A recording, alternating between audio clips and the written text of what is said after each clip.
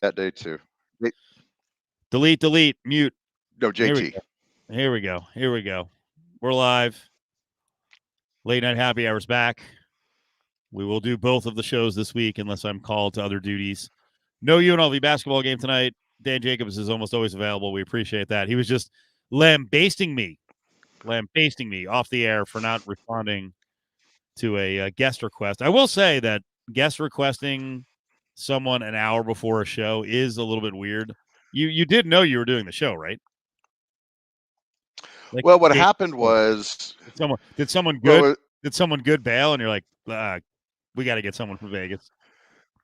well, no, it was Raiders Broncos week, and I had booked Adam Hill, and then I was driving on my way into the show, and that sandbagging son of a, you know what, Chad Andrus, friend of the program, was hosting the show on the same station before me, and so my producer was, well, Chad just sniped Adam.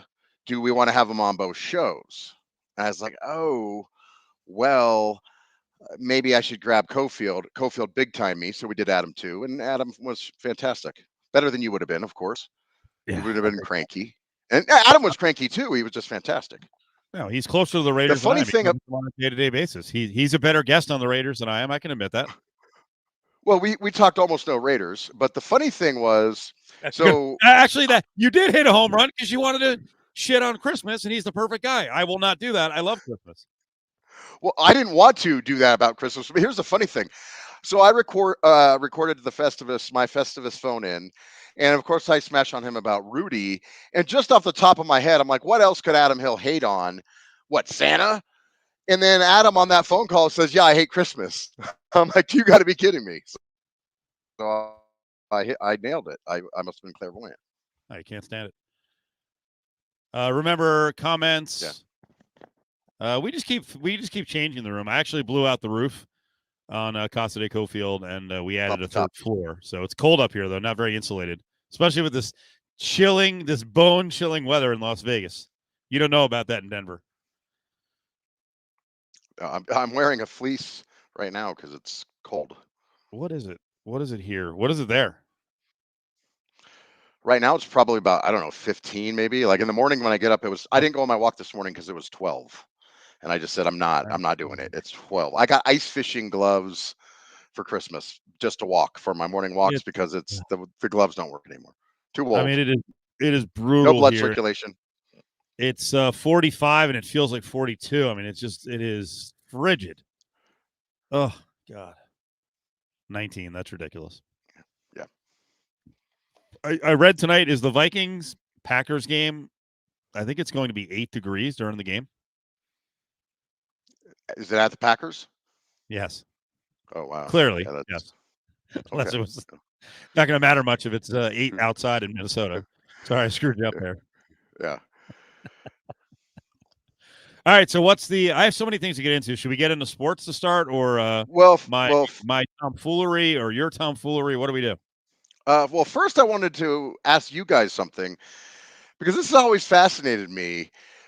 Because I'm a dork, I guess. So I love the movie Casino. Now, I of course lived in Las Vegas with you guys there. Well, I didn't live in the house with you guys like Chad Andrus did, but I worked with you guys in Vegas 30 years ago almost. I guess 20. It was 20 years ago. That was the celeb house for people who are watching right now. For Vegas people, that was a house we rented with Ray Brewer of the Las Vegas Sun, and also Brandon Tierney from now WFAN. Yeah, big time. And I didn't live in that house, but I worked with you guys. But anyway, so I love the movie Casino. It's in fact, I can contend now because these idiots that say Die Hard is a Christmas movie, there's a scene in there where Joe Pesci's like, "You call yourself a man? 2 kids at home. Your wife calls me to turn the heat on." So if they're turning on the heat, it must have been around Christmas time, right? So Yeah, sure. it's a Christmas movie. But right, Yeah, it's yeah. if these idiots are going to say everything's a Christmas movie if it happens to be around Christmas time. It's your guy Marilat. I mean, he's so trolling everyone, and you buy right into it. His whole Christmas movie ranking. I mean, he Right. nailed it. He freaking dangled the bait, and you took it. Right. Well, by the way, yeah, if we want to get into it, you want to see what he was trolling on today. Um, but I love that movie. So I guess I'm that much of a dork. There's that politician that gets gets all the comps and then ends up screwing Rothstein at the commission hearing, right? If you go to the credits of that movie, it says it's Harry Reid. Yeah, I know. Is that? I mean, so how much of that is truth? I don't know. I didn't get to read up on it. I did see some people commenting last night. There was a thread talking about the fact that was supposed to be Harry Reid. And he was on the commission, but now, so I was actually googling it tonight, and they're saying, oh yes, he was a crime fighter who fought the mob, and I'm like, well, what is it? Was it like, did he fight the mob after taking kickbacks and all that? Like, I mean, where does the truth lie? I don't know. Nevada, it's Nevada, man. It's Vegas. That's what happened, right? Yeah. Yesterday was kind of a crazy day, which we'll get to.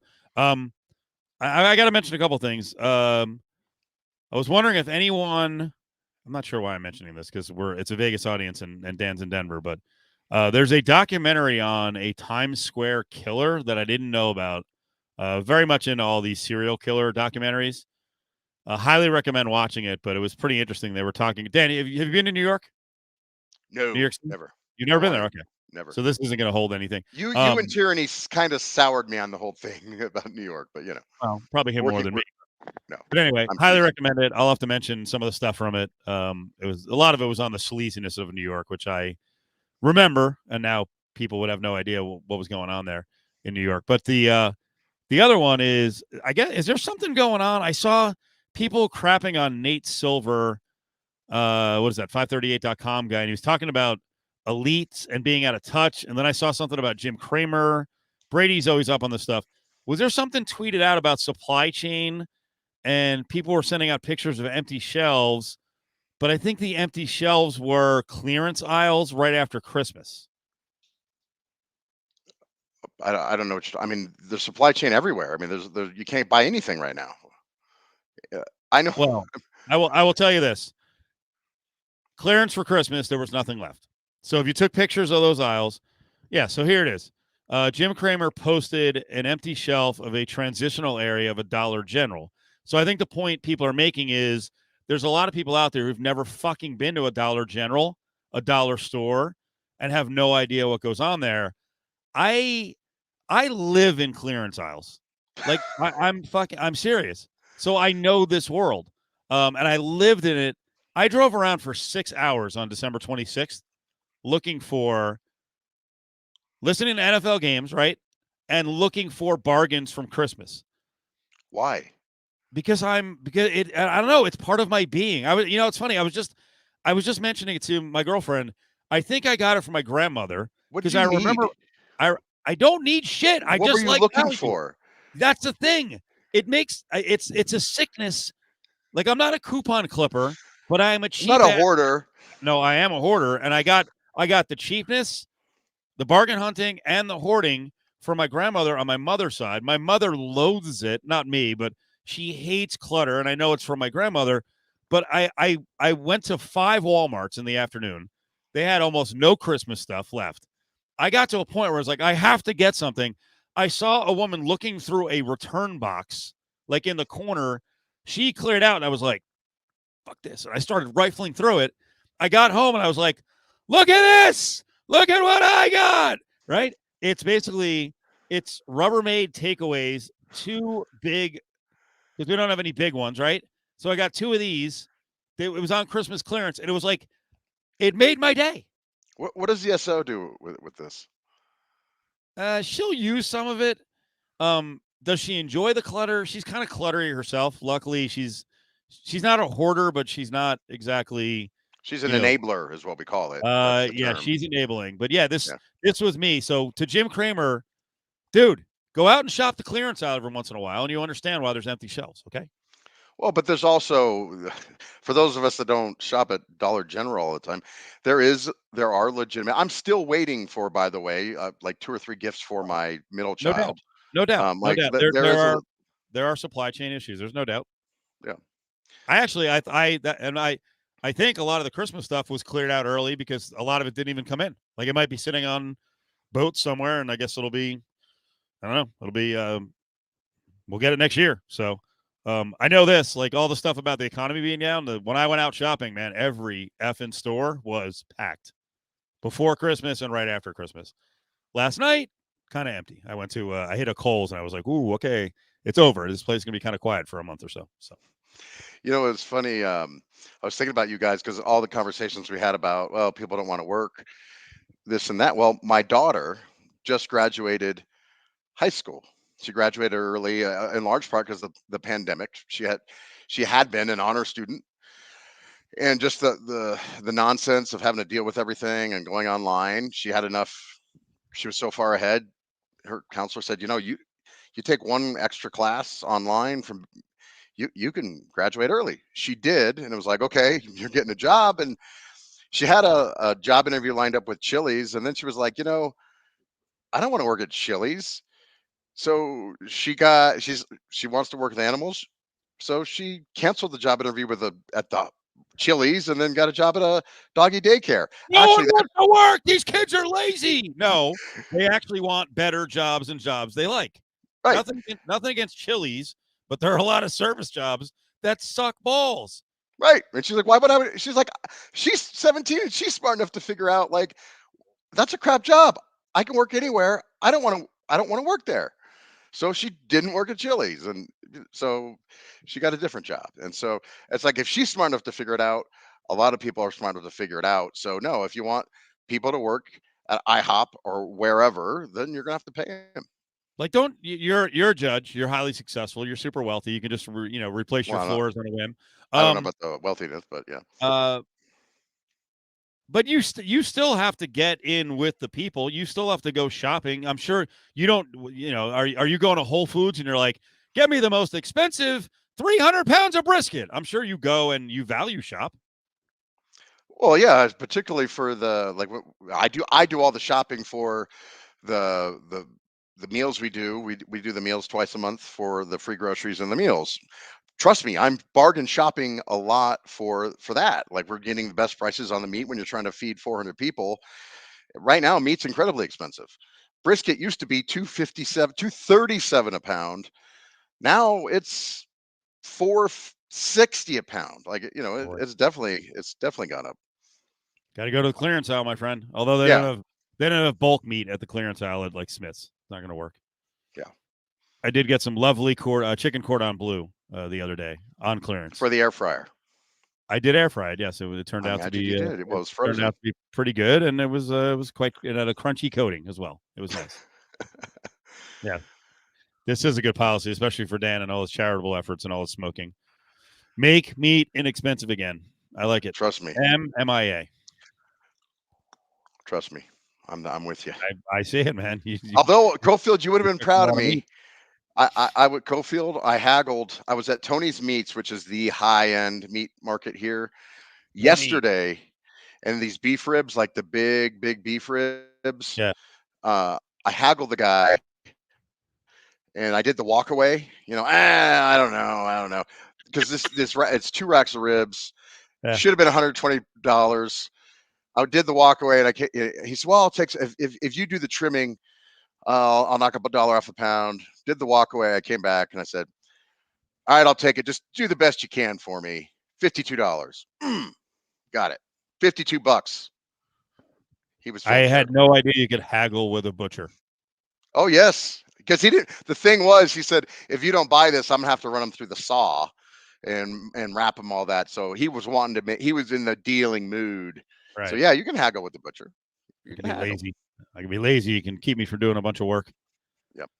All right, so give me the vibe this week in Denver around the Broncos. You lose a key game. Now your playoff hopes, the Broncos' playoff hopes are next to dead. Everyone's annoyed with Fangio. So what's the mood? Yeah, I saw on your retweet you said we say goodbye to Vic Fangio. I was hosting today with the aforementioned James Marilat, and he's still this is all conjecture. I think he's got to be gone. We were talking about John Madden in 10 years. I think lost a total of 32 games in 10 years as head coach of the Raiders. Correct. Vic Fangio, if as expected he loses the next 2 games, will have lost 30. He's already lost, tied with Lou Saban, Nick's uncle, for the most losses in 3 years as head coach of the Broncos. If he loses one more game, he'll have the all-time record. And if he loses 2 games, he'll have 30 losses in 3 years. He'll have averaged 10 losses a year in his first 3 years as the head coach of the Broncos. And I think even more telling will be how many, if they lose against the Chargers on Sunday, how many empty seats do you think there will be in a very cold weather game, a meaningless game against the Chiefs to close out the season? I mean, they'll have to take account for that. I just don't see how you could bring him back. But there are people that are saying, James in particular, not James is not a fan of Vic Fangio. He's definitely not, nor am I. But saying they'll use the ownership as an excuse, the ownership situation as an excuse, saying, do they really want to hire a new coach, commit a bunch of money to a new guy without the stamp of the new owner, yada, yada, yada, which is the reason, by the way, they gave for not firing him last year.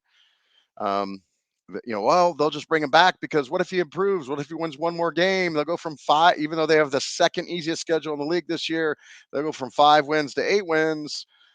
You know what? Well, it can show you got some improvement, but I don't think there's a way he comes back. I mean, he's just terrible. Drew Lock sounded like a broken man today. It's just like Walking Dead around there. Yeah. So amazingly, if Fangio came back after getting him to 8 wins, keep in mind, Lovie Smith lost his job with the Bears. He went 10-6 his last year. Jim Caldwell, I believe, was 9-7 his last year, and has barely gotten a sniff for a job. I'm not sure Lovie Smith deserves another job. He's had kind of a rough go of it after the Bears. I'm glad you brought up the point about Madden only losing 32 games.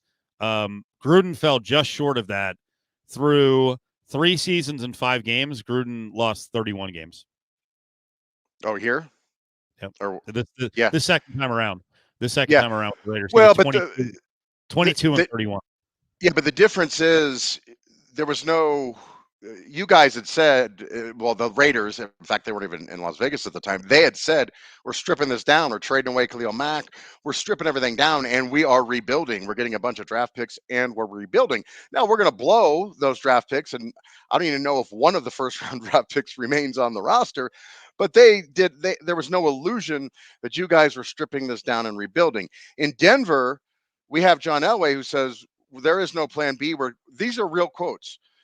It's win now and from now on, and there's no plan B. We're going with plan A, which is, see the first quote, it's win now and from now on. It was always win now mode. He would never say we're rebuilding. It was a dirty word to him. And so it was always, we have to win. So there was never this, okay, we're rebuilding like the Raiders said they were. So John Gruden got a pass. They expected to lose, and then it was going to pay off at some point, which it hasn't paid off yet. So Vic Fangio, the whole reason he was brought in was because that his predecessor, Vance Joseph, lost too much with what we were all sold was a win now type roster. So Vic Fangio shouldn't be the losingest coach in league history over a 3-year span, because we were told he's a defensive mastermind, he's a genius, and we have this quality roster which magically has no Pro Bowlers on it, but he's a genius. He's an old Don, or if you talk to anybody else in the NFL circles, they all think he's a genius. So why hasn't he produced?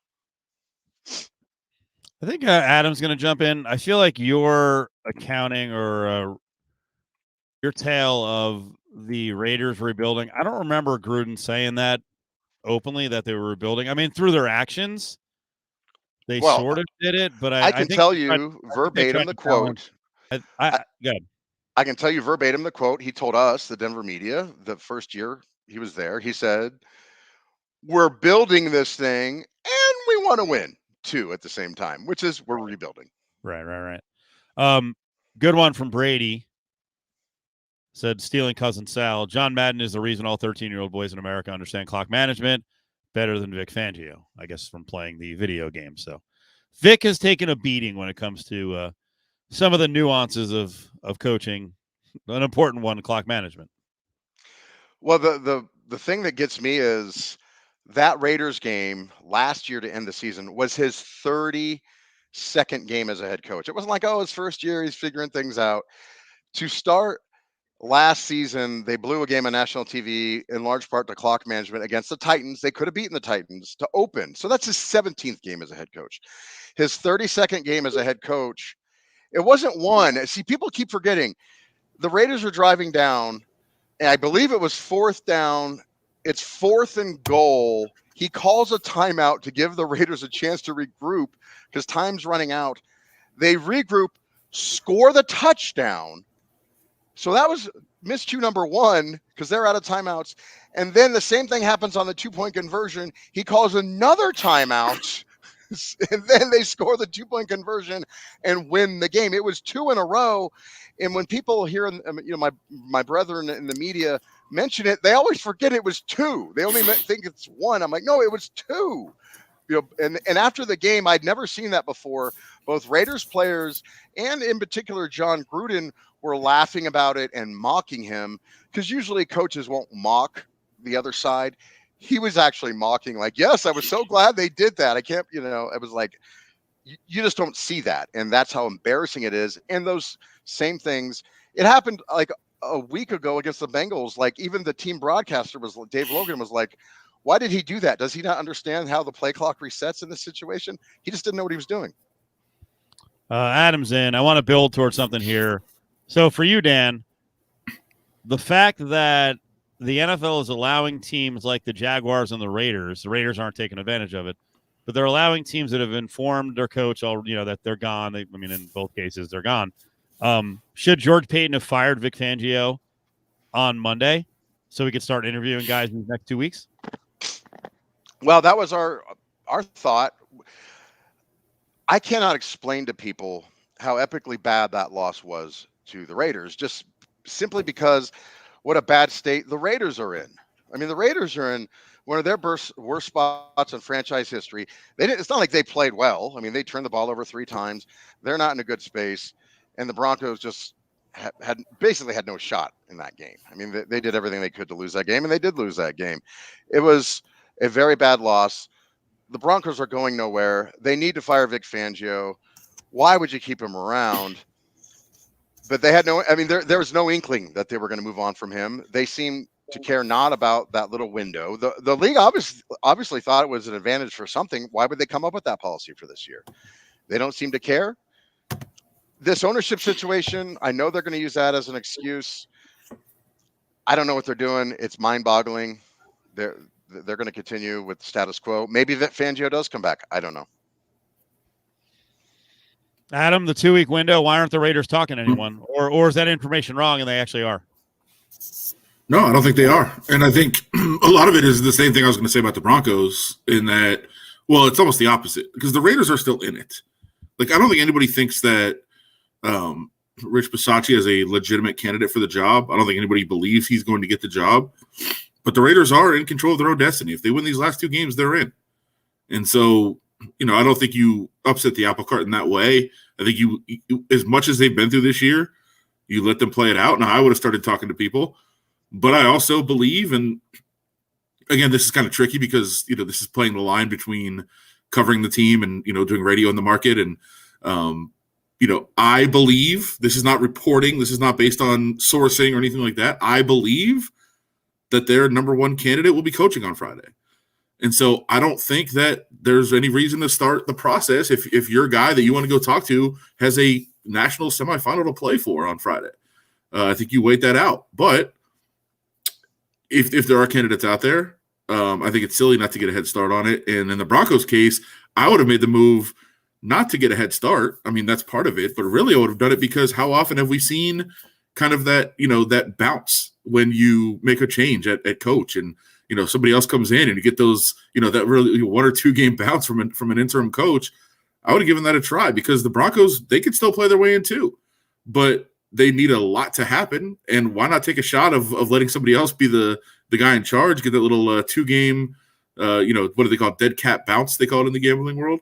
I would have given that a try if I was the Broncos because, like Dan was saying, that was a pretty disgraceful performance. Like they had no chance to beat a team that turned the ball over 3 times, and by the way, allowed. I think this is what you say about where the Broncos are in terms of just their passion and energy right now. Like the Raiders' offensive line got healthy against them. The Raiders put the game on the backs of the offensive line, and it worked. That's sad.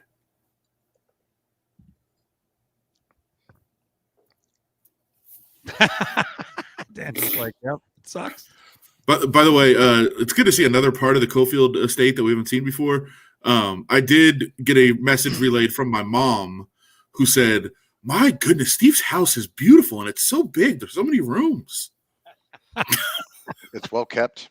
Yeah, it's not Yeah, cluttered. right? Can you, yeah, oh God, that room, behind me is so clean. It took me a while to clean it up. it's awesome. It's a sick theater. Yes, it is great. Like I said, we took off the roof and added the third floor, so it's a little chilly up here when it's in the 40s. A little bit chilly. All right. So, are you intrigued by anyone on the Jaguars list? Because I was starting to go down the path of if Bisaccia, and I was doing this with Willie today, and he started yelling at me. Willie Ramirez, I was asking him if Fangio like that, if Bisaccia wins the next 2 games and wins a playoff game, he doesn't have a shot at the job. I mean, I guess that would change things. Okay, what are we going to set the odds of that? I can answer that. No, it could happen. He'd have to if he did those things. I don't see that happening. Like at that point, is Byron Leftwich, is Todd Bowles, is Anthony Lynn, is Nathaniel Hackett, who for some reason is a candidate. His dad's Paul, of course. I think there's some definite intrigue with Nathaniel Hackett. By the way, are those guys? And that's why I brought up Nathaniel Hackett yesterday to Miles Simmons, because I know because of the Wolf connection too, Elliot Wolf, that Hackett is probably going to get an interview. But anyway, those guys are all definitely upgrades on Rich Bisaccia if he wins the last 2 games and wins a playoff game. No, I don't think anything's a definite. Although, I mean, I'll say, like, you know, if they make this run that you're talking about, don't you have to put it into proper context of they made a run because the Browns got COVID, because the Broncos got, Teddy Bridgewater's neck chopped in half, because the Colts got COVID, and then what happens with the chart? Like, what is Herbert and Allen get COVID too? Or Allen already had it, right? So, half their team gets COVID also, and then they make a run because of that. Like, is that how the run happens? Because so far, halfway there. And then you say, well, he deserves a job because of this run they made. Well, how'd they make the run? Like, you can't force, you're not coaching other teams into COVID situations. I don't think. So I would take that into consideration. But the reason I don't think he has that much of a chance for a job, and, of course, anything can happen. They could win the Super Bowl. Like, then you'd have to probably bring him back. I don't think that's going to happen. But I also feel like they need to turn the page from this. This year was a shit show. Like, and yeah, I guess you give credit for holding it together on some level. But this year was a disaster for reasons, inside reasons, outside, for all kinds of different reasons. But I feel like you need to move on. I think you need to start a new era. And that's not Bisaccia's fault. I want Mayock back. So does that mean if you're turning the page, Mayock can't come back? Probably. I mean, that's why I think he should be gone. Not because I like Mayock, and I don't know whose decisions were the good ones and the bad ones. Personally, I like him. I think he's a pretty good dude, but I feel like you need to move on from this era. So Dan, Well, the the other question is, and I don't know the answer to this. I mean, previously, the Raiders' job is attractive only in the sense for lower level candidates because it's one of 32 jobs, and you're never going to say no if you are a lower level candidate and you want the job, right? You want to say, I am an NFL head coach. But if you're a premium candidate that can have your pick of a job, you're not going to the Raiders, period. I disagree with that. No, in the past, that's absolutely true. I mean, sure, it's totally different. Now, that's my question. Is it different now? I don't know. Yeah. Adam, you say yes. I don't know. If you're Byron Leftwich and you probably will have a pick between several jobs, Paul Hackett, or not Paul Hackett, but Hackett's son, Hackett, maybe. Yeah. Now Vic Fangio's not going to have his choice if the Raiders come calling. He's right, they're not. But those type guys, maybe. So I don't know. You say it's different. Maybe that's a question I would have. It's obviously to me the coolest place to live in the league. Maybe you compete with like New Orleans, maybe Miami, LA, maybe, but it's the coolest place for me to live in the league with a brand new stadium with tradition, but no pressure because nobody's done anything here for the last 3 decades. There's a lot working in the favor and a place that's going to attract every single free agent that becomes available is going to be interested in coming here. So I feel like it's a very attractive. Is it a good organization? That's what coaches care about. That's what football men care about. They don't care about the rest. How about They care beyond about that? can they win. Do you, when you start looking at jobs and you're a coach, the GM's important, but who is the owner? Right. Like, is the Broncos' job a good job right now with no real owner? Is the Jaguars' job a good job? I'm not sure. I don't know anymore. Shad Khan made a really bad mistake here. And I think it's also fair to ask, a lot of the dysfunction around the Raiders and a lot of the guys they drafted, some of that comes down to Mark Davis. I'm not saying he made decisions, but is Mark Davis an attractive owner? I feel like that's what I was getting at. Have they gotten past that where a top tier, good quality winner would like to come here and be a part of it or not? I don't know. Now, can you get like the next Sean McVay that you don't know that he's the greatest? Maybe. I don't know. I feel like yes, because I feel like Mark Davis, first of all, we know he wants to win. I mean, he's passionate about it. He has shown at least the last 2 years since he had money that he'll invest in it. They also do now have where in Oakland, they 100% did not. It was a shit dump. They have, I would say, the second best facility in the NFL now. They've got all the pieces in place to win. And we talk about that at the college level. It's true at the pro level too. They've got everything that they want in place. And by the way, like little things that do matter, they are right next to the airport where they can fly in and out all the time and like bring people, like those things matter to people.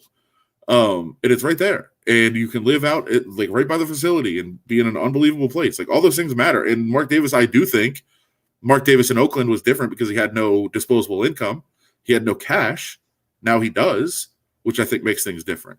I think all those things are there. And I do think it's important, like I said, that they haven't won in a long time.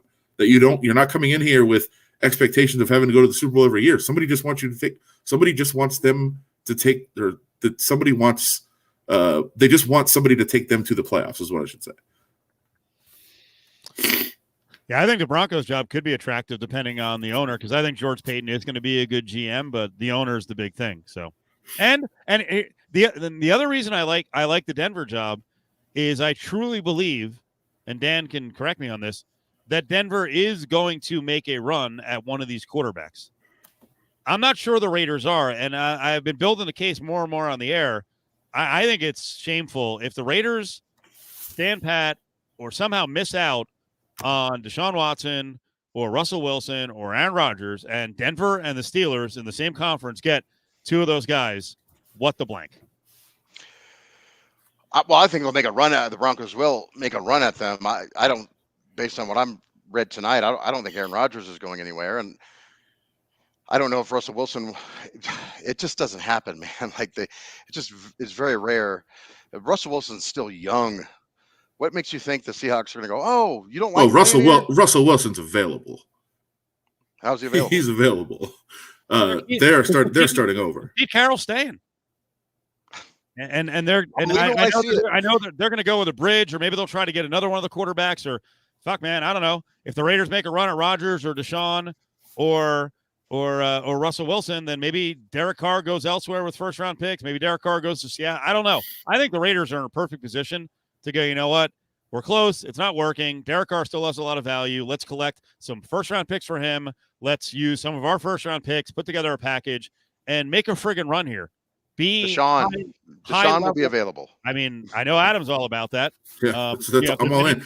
If there's any place that can handle, the kind of the bad reputation, I think we would deal with it as well as any other market. Raiders. I don't think you guys the history of the Raiders.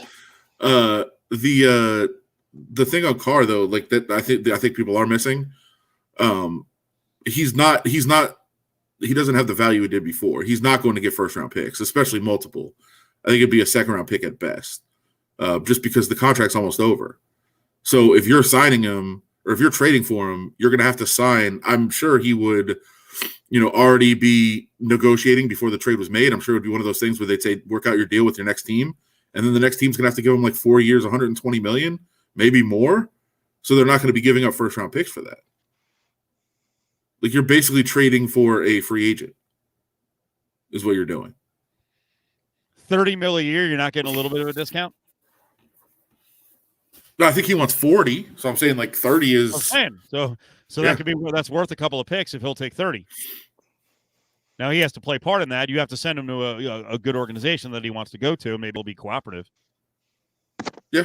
But they have, it's just the bottom line is they have a situation here where I don't think you can justify paying him $35 or $40 million. I don't think you can do it. And if that's what he wants, and he wants to, I wouldn't do it. And I know, so I talked to a couple of the PFF guys, and they were, I think one of the things that they're not, I don't think oftentimes they're close enough to an organization to really understand the inner workings, but they said no chance you give him an extension, a long-term extension, but they were making the case for giving him a 2-year deal, maybe 2 years, 25 each, or 2 years, even 28, 29 each, to keep him around. And they said, because one of the things you want to know is Derek Carr is good. He's not great. He's good. So it'd be nice to have him around for the next 2 or 3 years to know if whoever you bring in as a coach is any good. Because if you bring in a new coach and a new quarterback, you don't know if it's the coach or the quarterback that's at fault. But hey, if you have a good quarterback, you know whether the coach is good or not, which made some sense. But they also said, and Derek Carr seems like a good dude. He'd probably mentor a young quarterback. I don't see that happen. I just don't think that's his nature. Shouldn't, and Dan, you start with this, shouldn't Eric Bieniemy, with his roots at Colorado, shouldn't he be one of the top candidates for George Paton? And from a Vegas standpoint, debilitating the Chiefs by taking away their OC, shouldn't he be a Vegas candidate as well? The problem is we all know the dirty little secrets about Eric Bieniemy around here, and we saw him as the he coached here as the offensive coordinator.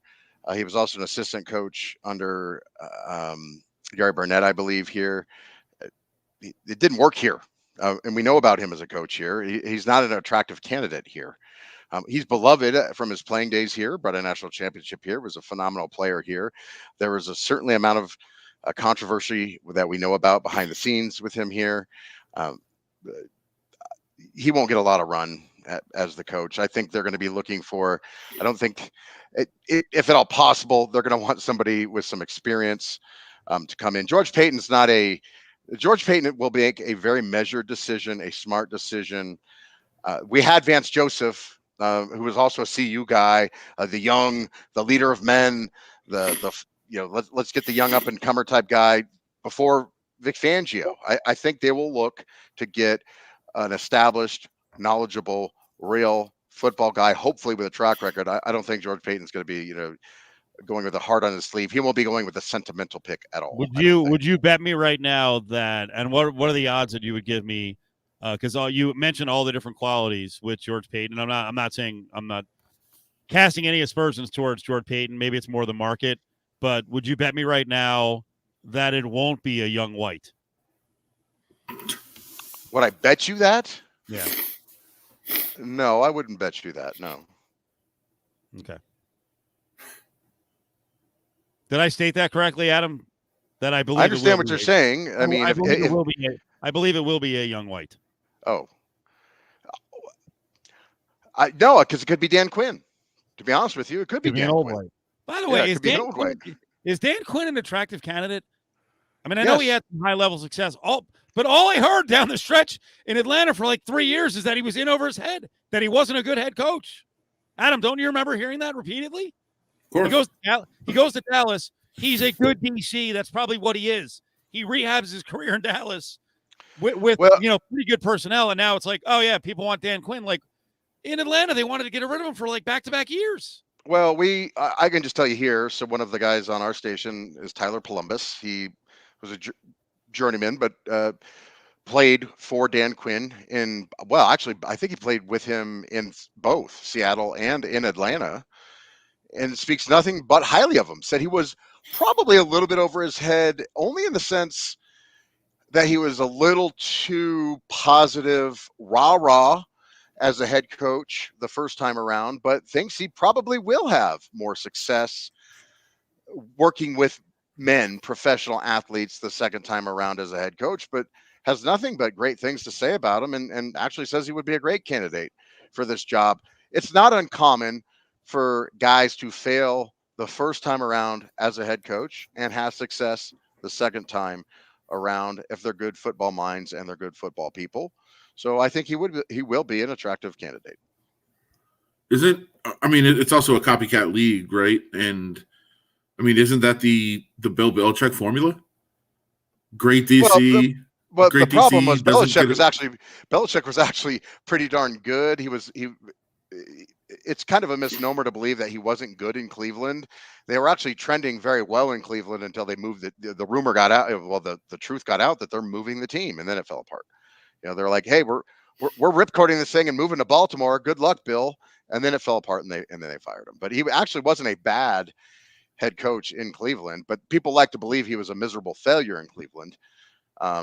But people do like to say, well, see, even Bill Belichick was a failure his first time and then became a good head coach.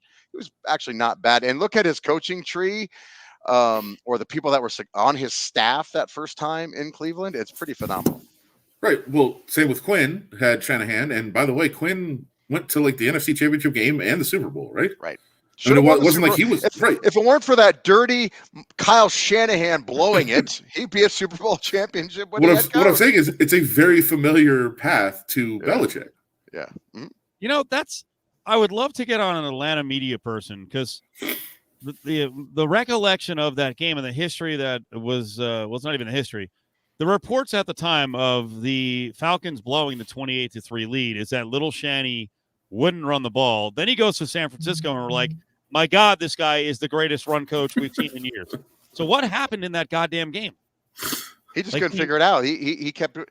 It was like, oh, I'm blowing it, so then I'll try this, and then he blew that, and then he's like, he could not figure it out. I'll admit it. I was annihilated in the second half. We went to a great all you can drink party.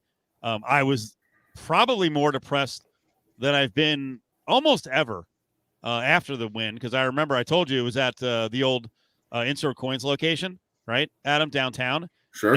And while the rest of my group they weren't happy either that the Patriots came back and won, I actually just sat in the corner I was actually standing in the corner for like a half an hour. I'm like, I don't know what just happened. I can't get past this. Like it was so incredibly devastating. I was at a very sharp gathering. Let's say somebody who I think is the best, maybe the best NFL odds maker in the world. I was at his house, and I remember everyone there saying, "Yeah, Patriots are going to win this game," and we all bet Patriots second half and all made a killing. So I was happy with it. How early did you bet it? Like 28-10? No, 23. So it was an in game. Right, I'm saying it was 28-3. Yeah. You bet it when it was 28-3. Yeah, everybody did. Yeah, everybody did. Wow. I can't believe that. I got to go back and watch the game. I actually brought this up on the air the other day. You guys should watch. It was Christmas night. We had gone to see a movie. We're hanging out at the bar at the Suncoast, and NFL Network was showing the Titans Super Bowl and the Rams. Ooh. And I watched the first half, and I'm like, these quarterbacks suck in this game. They are so inaccurate. And immediately I was like, I'm watching and I'm judging them against Aaron Rodgers, who never misses a pass. And then I didn't watch the second half, and I need to watch the second half because Kurt Warner in the first half was 19 of 35. He threw for like 250 yards. He was so inaccurate, though, and they couldn't finish in the red zone. And then I forgot. I looked back the next day, and I'm like, oh, he went like 25 or 44 with like 400 and something yards and won the MVP. And as I was watching, I'm like, he's awful. But the thing is, I'm grading it based on the accuracy that we see from guys today, like Rodgers and Brady.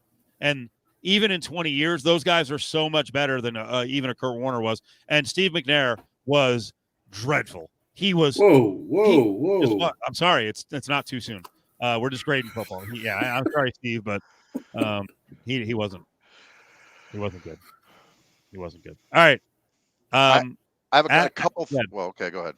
No, I was going to throw it out there. Adam has not had a chance on air to talk about Madden. He's going to do that tomorrow. Talk about whatever you want, Adam. Dan, I saw that on air you talked about John Madden. So what did you guys talk about?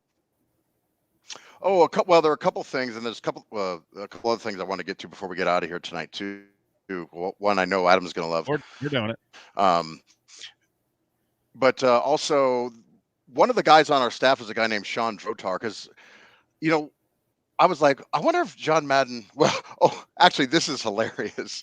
One of the guys in the Denver media actually asked today, "Hey Vic, did you ever play Madden?" Yes, they asked Big Fan Show if they ever played the Madden video game. It's like, no, I've never played Madden. I've never played any video game ever. I was like, yes, that is the most awesome question. Wait, is that better or worse than the Saquon question? Which was what? Let me see if I can punch it up. Yeah, if he hasn't seen it, we should just... This is not real. Because I was watching Saquon Barkley for the Real. I'll try to find it. But what'd you guys hit on? What'd you guys hit on in the air? And then so that was awesome. But so one of the guys on our staff on Madden for EA Sports for like 15 years, and he actually told a story because I actually wondered like how involved was John Madden, and I think maybe they touched on this on the documentary, which I was going to watch some of tonight. John, how involved was he? Did he ever actually play the video game, whatever? And apparently he was the first 10, at least decade plus. John Madden was involved in the they came to him and said, hey, computers are pretty new, but we got this football game. There's like 5 guys, and Madden's like, no, I'm not putting my name on 5 dudes running around. That's not football. And come back to me when you can get at least 11 guys. And then every year he would get with the development team, sit down. How do we improve this? How do we make it better? And he really was instrumental in the development of the game. And it wasn't just like, hey, all right, yeah, I'll put my voice on it and name on it, and we'll make some money like some celebrities do.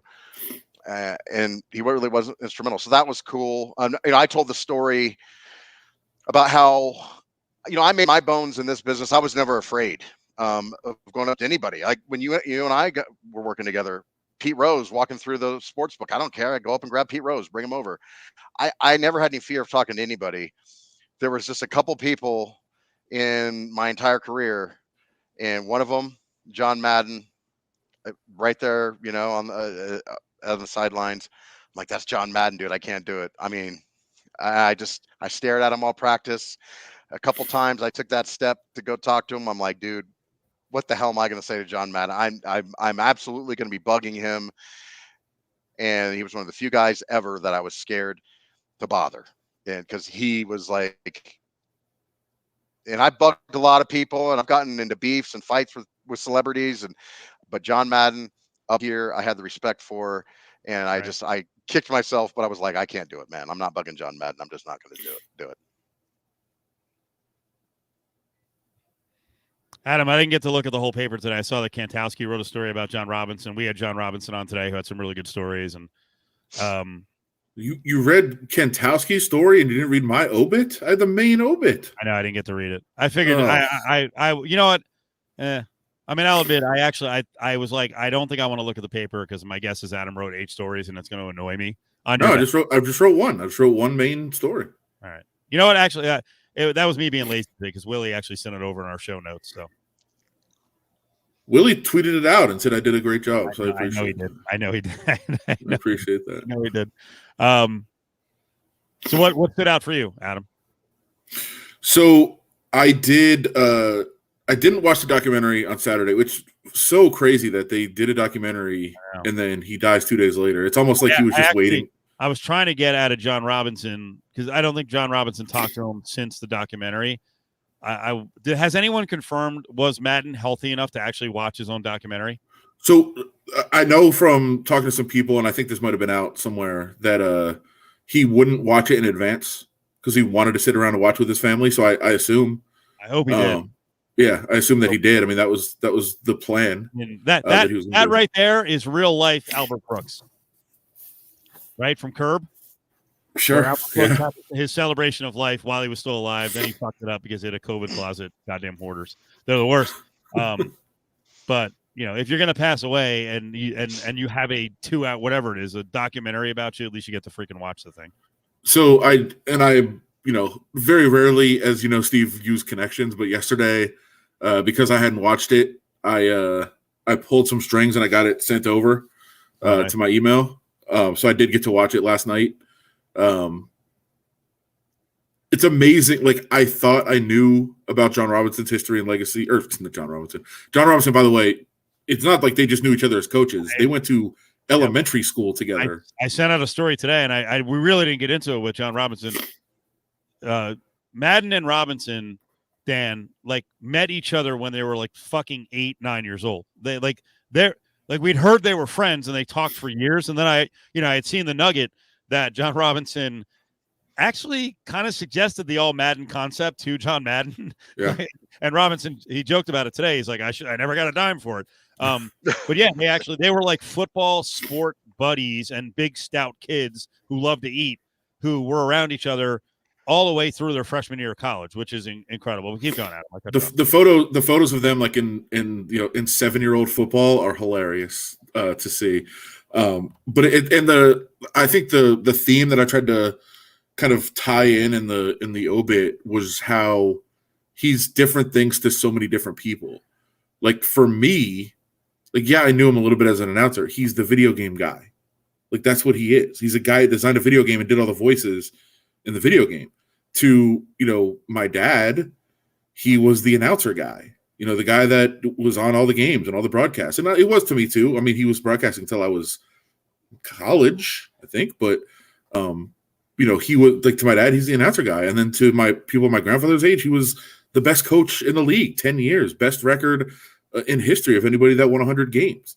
Like, he was so many different things to different people. But all through his life, I think the fact that he had a teaching degree and that's what he wanted to do, he was a teacher and he taught all throughout his life. So when he didn't want to be a broadcaster, like, he was done with his career. And by the way, he retired at 42 from coaching. People might not know that, but retired at 42 because he was so over the top crazy as a coach that, his wife was just like, you got to stop. Like, you can't do this anymore. And he walked away and he said, and he says at his retirement speech, it's him and Al Davis. And he goes, I'm retiring and I will never coach another game again. This is it. This is not in and out. This is, I am done. And somebody said, you should go broadcast. And he said, no. He's like, broadcasters are stupid. They don't know what they're talking about. I'm not going to do it. Yeah. And they said, well, do it the way you want to do it. And he said, I want to teach people football. I want to explain football to them. And they said, go ahead and do it. And he was on, like, one game every couple of weeks. And they were kind of trying him out a little bit at CBS. And within a year, he was on their number one team. And him and Pat Summerall really didn't want to work together. It didn't really fit. And they were instant match and went on to do all these Super Bowls. That's hilarious. And then went on to That's hilarious that they said it didn't fit. Yeah. Because the more I listen to the clips the last day or so, they completely fit because Madden could go a little bit longer and be all goofy. And then Summerall would reset things with one line, or hell, there was we played it today. He was talking about he's using a telestrator and he was mocking on Troy Aikman because he's 29 years old and he's trying to grow a beard. Like, there's nothing here. And then, like, Summerall's like, Terry Allen, 1 yard. And then right back to Aikman's beard. Like, and the game, like, I don't think they had the score up on the, back then you didn't have the score on the screen all the time. Like, it must have been an ass kicking, and Summerall's just like, you know what? I'll just drop in here. But I will tell you, it is a gift of play-by. This isn't a Pat Summerall, revisit, but it is a gift of play-by-play people with crazy color voices like Vitale and Walton to get in. You figure, you tell the audience what the hell's going on, but the show is there. So you just get the hell out of the way. And Summerall was always brilliant at that. Yeah. And I'm sure, a lot of people saw a lot of different clips of Matt, just, when there was the 3 Gatorade buckets. And he's like, well, that's the mom and the father bucket. And then they had the kid here. And Summerall's like, didn't even know they got married. Like, awesome. Yep. It's great. So he's just but you can tell Summerall's like, all right, dude, I'm just going to call it a game, but this is awesome. I understand that this is the show. It was a great pair. And just watching back some of those clips was amazing. But then obviously the video game changed, entire generation. And the video game is the same. Because like I said, he wanted to be a teacher. That's why he broadcast the way he did. He wanted to explain the game to people, but also be entertaining. And then he insisted that the video game kind of taught people about football more so than just if you look at the old games, as much as I love, Tecmo and some of those old school awful games, like they weren't doing the same things. They were just I personally like the play call options in Tecmo a lot more than Madden ever. There's 4 plays. I'm kidding. I mean, I love it too, but Madden wanted to. Tecmo was a better match. Sure. Madden was too complicated.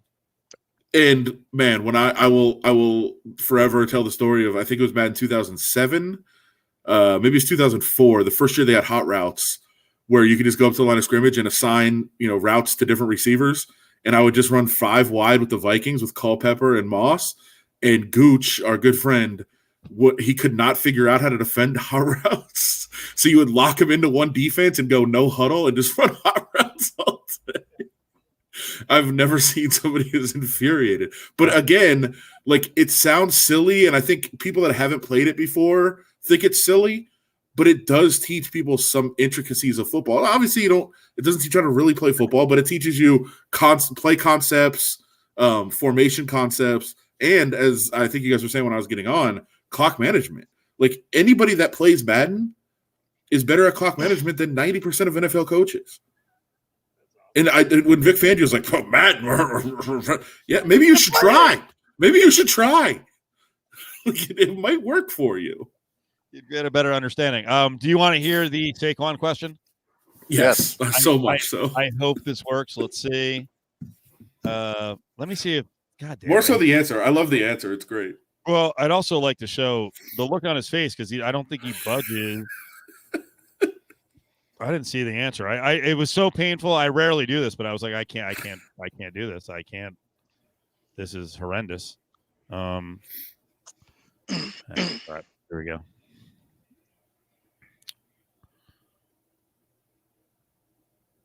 Hey, Saquon, I know you guys are going back to Chicago, where obviously you tore your ACL last year.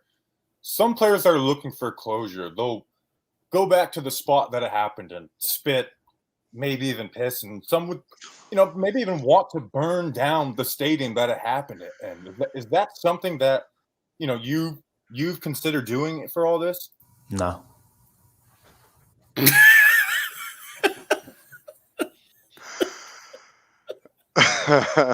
That's amazing. You know what I was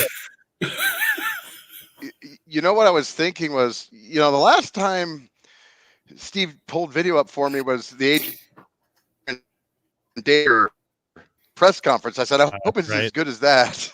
Remember when he was like, "Yep, Nate, what do you think? Just fuck it with the whole thing."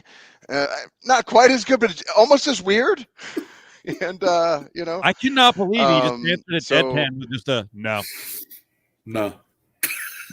Do you want to piss on the field? Well, or burn I the love whole it stadium down because you tore your ACL there? What? No. Who is that guy? Like, how'd that guy get on the Zoom call? Oh my God. Well, you saw the Belichick one on Sunday, right? Yeah. You know what? My guess is she presented it the way she should have. You could tell she knew it was not the right time and place, but she was going to take her shot. You saw that, right, man? No, what was it? What he's a woman. It seemed like it was towards the end of the press conference, and a woman's like, "Hey, I think she said we're doing a story on New Year's resolutions.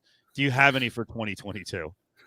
I mean, today. And Belichick's like, "Not today, maybe next week." Yeah. And she's like, "Okay." She knew, and I'm sure she's working for someone, and they're like, "Try to get the resolution question in, please. Maybe he'll give something good." Yeah, it reminded me of Belichick will give you something good. Right. I think like number 6 on my favorite UFC press conference moments, and you may remember there was some really insane UFC card, and I don't remember what happened, but it was like it was either a terrible decision or injury, something weird had happened, and there was all these questions to Dana White about whatever this awful thing was. And again, I wish I could remember what it was. Either way, a lady stands up and she goes, "Dana, such and such from Home and Garden. I was just wondering, what's your favorite design techniques for your home that you can share with our readers?" And he goes, "Who the fuck let you in?" He said that? Yes. Oh, that's awesome. Something along those lines. Who the fuck let you in? Well, It was tremendous. Belichick was nicer than that. All right, Dan, what do you want to bring up? You want to bring up the COVID stuff with Adam or something else? Two things. So interesting moment, because I know Adam will like this. So they let me host with somebody today, and I always have to be careful. But because Hey, sometimes Saquon, when I know host you with the guys are athletes, I get going in back to trouble. Chicago, where And so obviously you tore your ACL last year. Sorry. Some Hold on. players are looking for closure. All right. by all Go means, back. Steve, go ahead. Oh my God. No. Maybe It's like Some frozen, people want to but it burn keeps down playing. the stadium that it happened in. Look at this. Is It's that just gonna keep something playing. that I want to hear it again. you've considered doing it for all this? No. Can we get Ari? Can you get Ari in the attic? I know, right? So for a long time, I've been looking forward to host with James Marilat. Yeah, awesome guy, very talented, head of DenverFan.com. But I have to be careful when they don't let me loose out of the cage very often with other hosts because I am not very well behaved. So we're doing a fantastic show. Right at the end of the show, though, he blindsides me. He goes into COVID, and he basically says, and Adam, I'd like to get your take on this. The NFL should do away with all COVID protocols, 100%. If you have COVID and you're an NFL player, you should be allowed to come to work unless you don't feel good, and you should stay home. Otherwise, all bets are off. Just come in. You can play with COVID. You can come into work, and that's it. Because nobody's died. No NFL player has died from COVID. They don't really get that sick from COVID. Omicron's not that big a deal. Let her rip.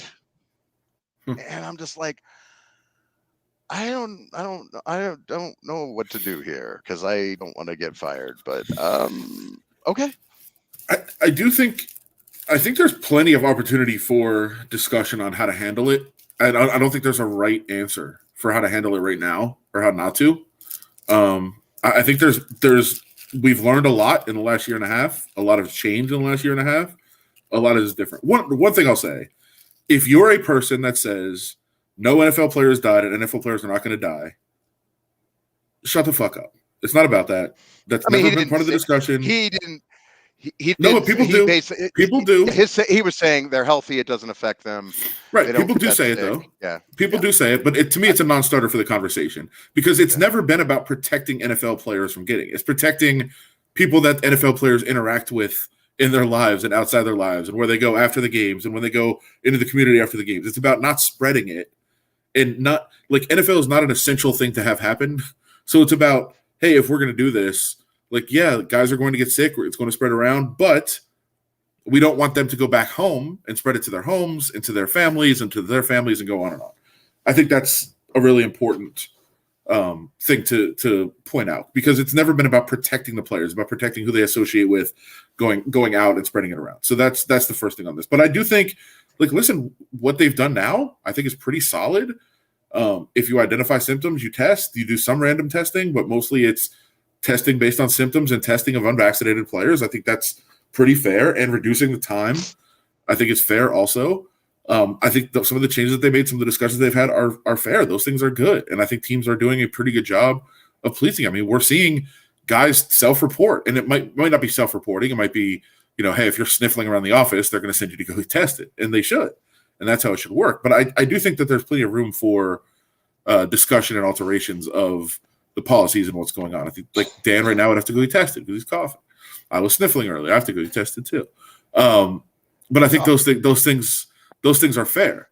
But I think there's people that are like, we need to shut everything down forever. That's silly. People that are like, this is all stupid from the beginning. What are we doing? Brady, that's fair. I mean, self-reporting is one thing because it is important. Like, guys understand, and I've talked to some players kind of off the record about this. Like, they understand that if they don't self-report, if they go in and they're like, all right, I've been sneezing a lot and I'm really congested, should I tell anybody? What you don't want to have happen, yes, you're scared to get tested because you don't want to be taken out of the game. But what you really don't want is for 24 of your teammates to then get sick because you decided to go in there. So guys are self-reporting, I think, and doing a pretty good job of that. I think the end of it, like, you have 5 days as long as you're not symptomatic. I think guys will kind of lie about that they're feeling a little bit better so they can get back to play quicker. I think that's going to happen.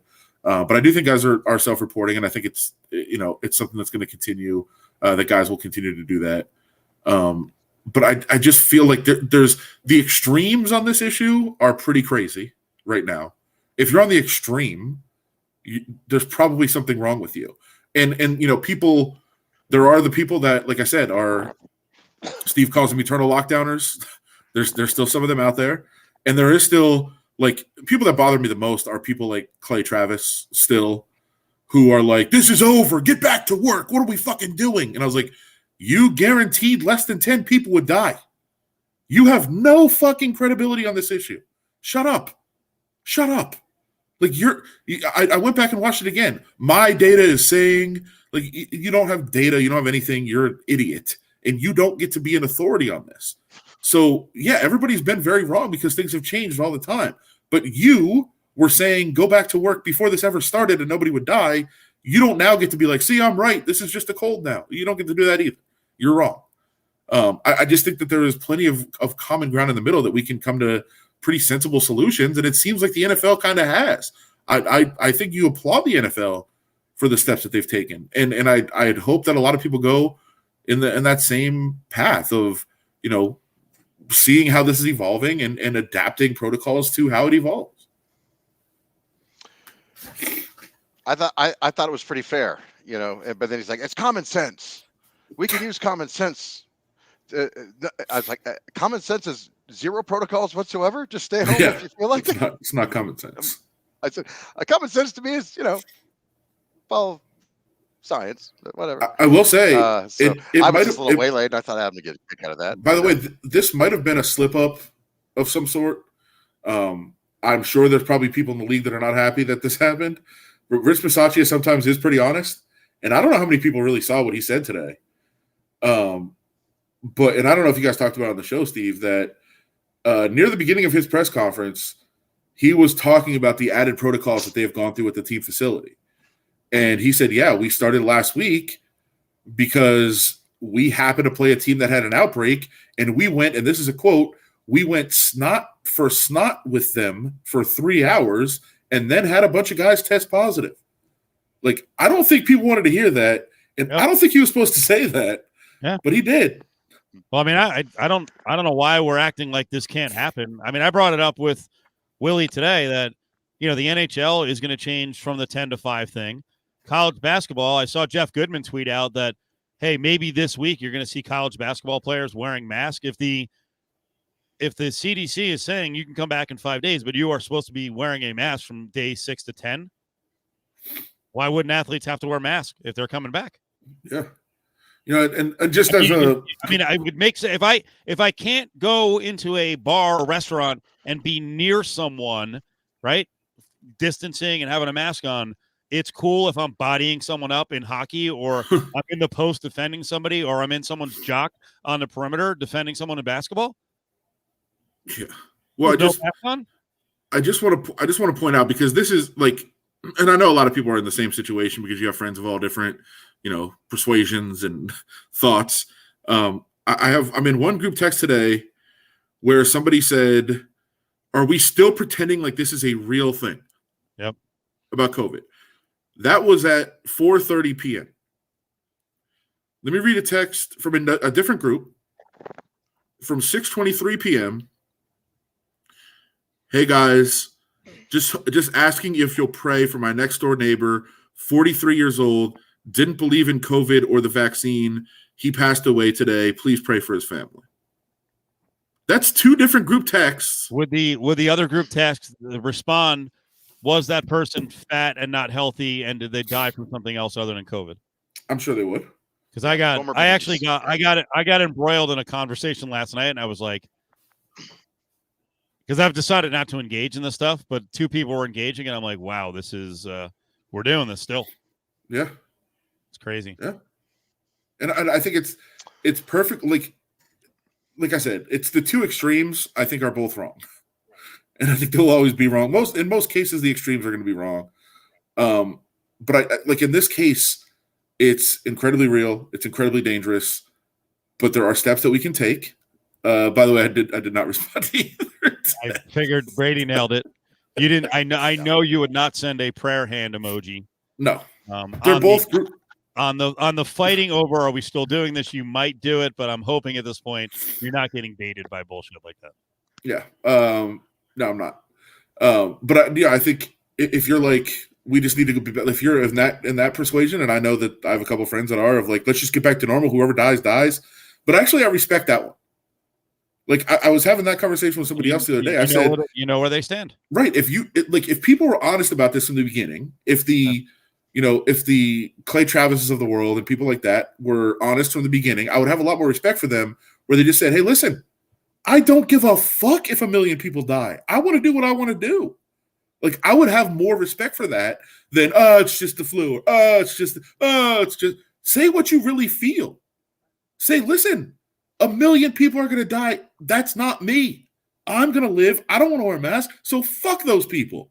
I'm much more willing to listen to that argument, to that case, than I don't think it's a real thing. I don't think masks do anything. I don't think vaccines do it, blah, blah, blah, blah, blah.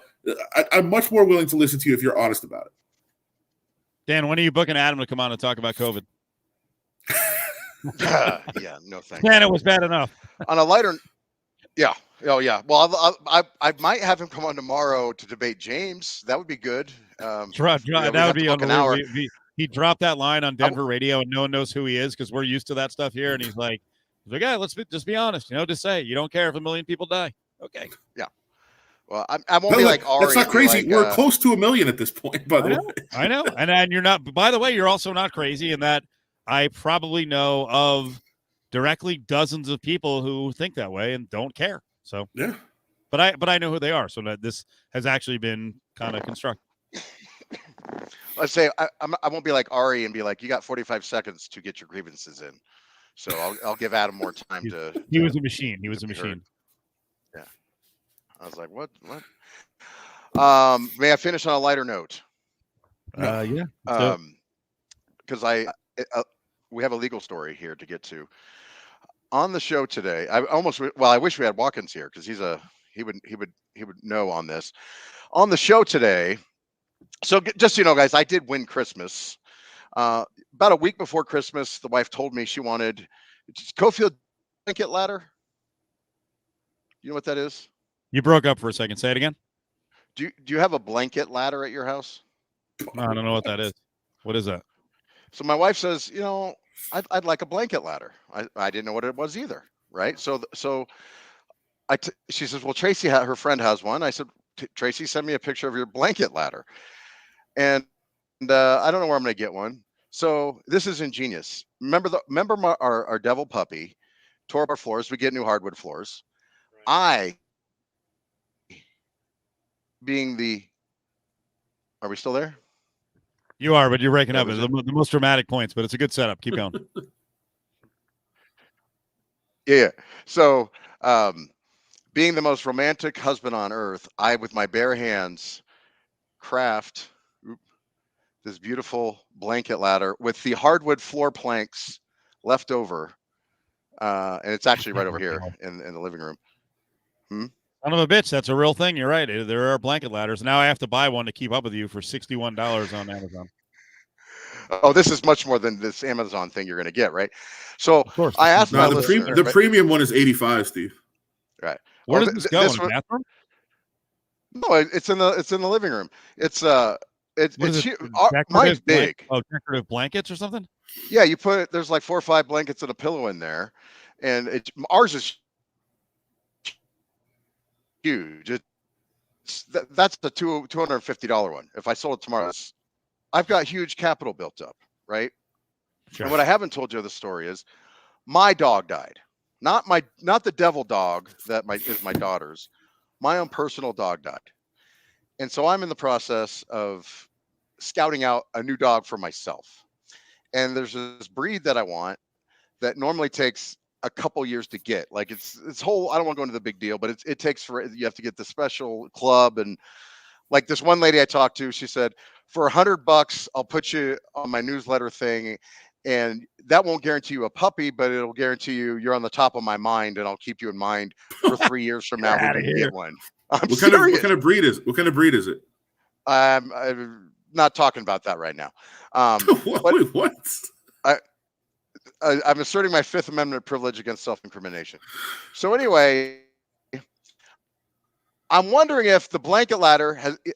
I secure one of these puppies, right? I'm gonna have to travel out of town with my daughter to go get one of these puppies at the end of the month. It's a miracle. It's a Christmas miracle, and I haven't broken this to the wife yet. And so I'm talking about this with the listeners today and with James. James, by the way, talk about cuckoo. He's like, just go get the dog and bring it back. What's she gonna do? I said, this is your advice. This is your marital advice, right?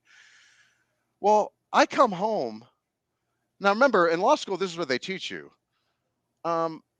Do you have a reasonable expectation of privacy? Oh, look at that. Was that Labradoodle? Is that yours? That's definitely what it is, right? Oh, no. Okay. Oh, yeah, I don't think so. I come home. The wife has been listening to the show. It's an invasion. I feel violated. Oh, my God. I feel violated. I feel like this is an invasion of my privacy. I feel like my legal rights have been violated. Also, they talk about, well, the cases will hinge on, do you have a reasonable expectation of privacy?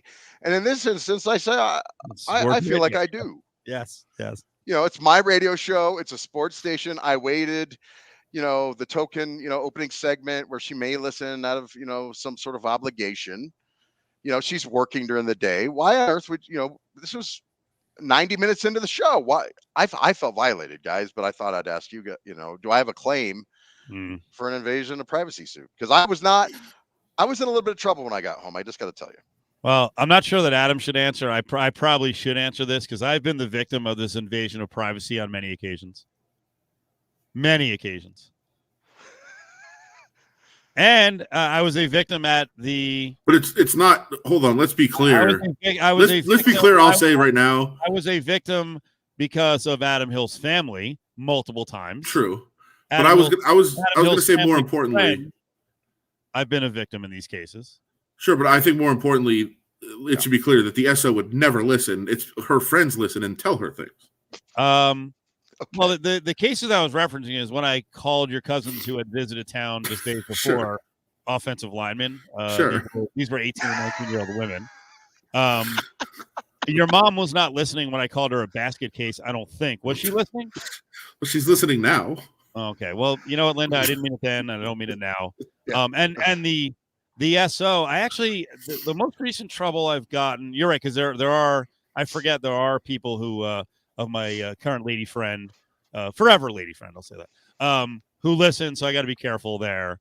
No, the most trouble I ever got in was actually a former girlfriend. She was not listening, but her friends were when you were doing your whole thing. Based around the story of a guy going into a phone store and going after a woman that he should not have been near, should have got a restraining order, but the judge decided not to give the guy a restraining order, and he went in with lighter fluid and lit her on fire.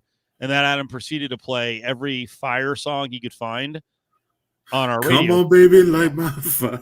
And of course, I was horrified and was not egging him on and was legitimately asking him to stop playing fire songs. But I got home and, man, I heard it. Like, basically, it was like, why do you think that's funny? You guys are sick.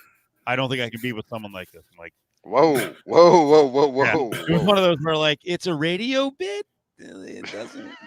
Yeah. It had to be one of the funniest radio shows that ever. And by the way, I don't know what you're talking about. Mr. X was your producer at the time. So yes, Mr. X. So you yes. Was that Machado? No, it was actually Adam was not at the time supposed to be working for both the paper and the radio station, and he was our producer and board up. And he loved drops, so we had to call him Mr. X instead of Adam. So, and you actually didn't you came on the air, you were part of the show as a third wheel, but you were Mr. X somehow. Like we were sneaking it past your bosses at the newspaper as you're on the air. Like, okay. Well, I think it was just more about the listeners. Like my bosses knew I was doing it. It was more about the listeners not putting together the fact that the person playing the fire drops was the same person that was covering sports for the newspaper. Yeah. Do you have the clips anywhere? I would love to listen to that. Dude, I'm sure I delete. Those are ones that I did not save. I think. Yes. Oh, you know what? Funny though, I actually, because I am a hoarder, I do have. We recorded those shows on cassettes from 2004 to 2006. I might not have because we were on until 2007. I might not have the tapes from 2007. So He's got them on But DAT. you know what's funny? Maybe.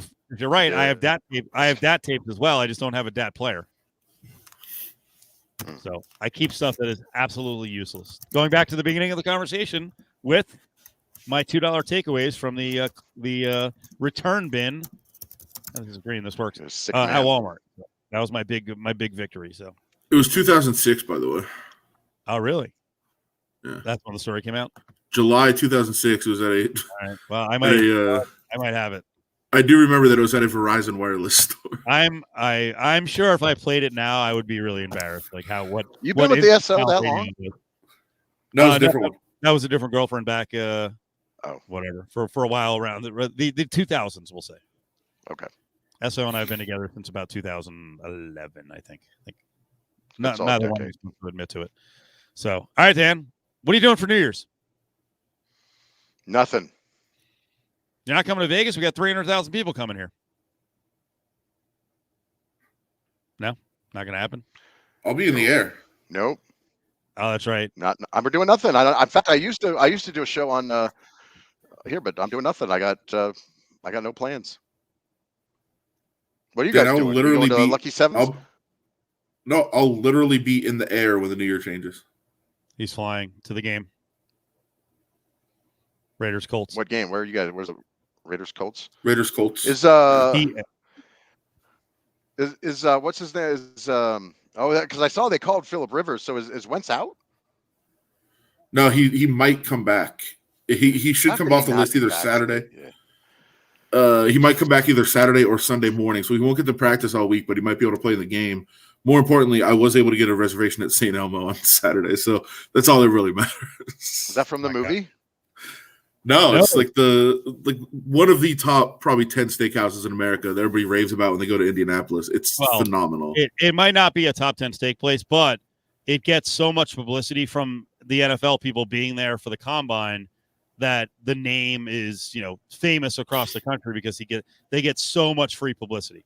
Although, if Adam says it's good, I kind of trust it. It's tremendous. All right. Yeah. Yes, Adam. Next year, that's New Year's next year. Kirk. No. Adam and Kirk are going to be going treasure hunting. He's going to take a month off. They're going to go find some treasure. By the way, it's freezing. What's called, who would go camping right now? And it's supposed to be. Do you guys do that geocaching, Adam? Is that your thing? What the game on Google?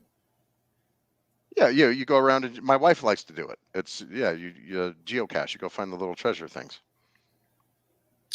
No, Kirk really wants to. No, Kirk really wants to go into the wilderness and the mountains and go find treasure. No, not doing it. And Adam is not quite the outdoorsman. It's going to be 13 degrees in Indianapolis on Sunday, by the way. Woo! Love Thank it. God it's a dome. All right. I'm off to watch Hard Knocks, Indy. I'm also off to watch Madden, the documentary. So I got a lot of TV watching here to do. Wait, did you tape it or do you need the link? I saw it's on Peacock. I saw it on Peacock. I thought that's on next week. I thought I was just watching now. You have Peacock on demand. Okay. You know what, Dan? I'm going to text you for your username and password, so just stay tuned. I just click it, man.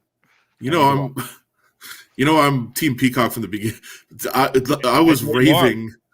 I was raving on Peacock way before it ever came out. I was like the Chamber of Commerce for Peacock. Did you get the lifetime rate, or was that like a 1 year rate that got? I got the lifetime. You got a lifetime rate for Peacock. That's awesome. Well, it's paying off. John Madden documentary. And The Office. I'm jealous. Yes, on The Office. It's very important. Wait, how much of Hard Knocks have you caught up on?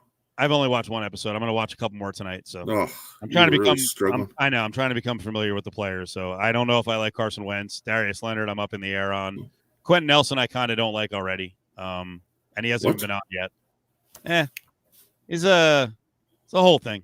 Not a big fan of Jersey Shore parochial school guys. So I did say I think I told you yesterday. It's one of the most likable teams I've ever seen on Hard Knocks, except for one person, obviously. Don't tell me I want it because I've been waiting to see. No, you You already said it. Yeah, you know what? But I so far he's been likable. No, he hasn't. All right. He's utterly obnoxious, Carson Wentz, in every way. Oh, it's Wentz? Yes. Ooh, I didn't think it was Wentz. Okay. Oh, he's the worst. He just said, "Don't tell him." We already said it. He doesn't like him. Well, actually, He didn't that's say kind of a it. He good said, tease. "Don't tell me." Adam does this sometimes where he'll tell me something is awful, and then as I watch it, I'm like, yeah, not as bad as you thought. So we'll see if Wentz delivers. No, he's awful. I have a feeling he will. So we'll see. He cares about his family. It's disgusting. I might not like Frank Reich either. So there's something about Reich that rubs me the wrong way. I'm Team Frank Reich. I know you are. I know you can't be objective on him with his Bills background. No, with his fourth down aggressiveness. Well, that too. He's an analytics guy, or he plays football, or he coaches football the right way. All right, guys, we could go all night. We won't. Dan has got to go. Adam's got to go. Thank you for watching. We're back tomorrow night with Koken. As well, we'll see what kind of mood. Don't ask him about futures. I will not. Yep. We're learning. Don't ask him about futures. All right, guys. See you.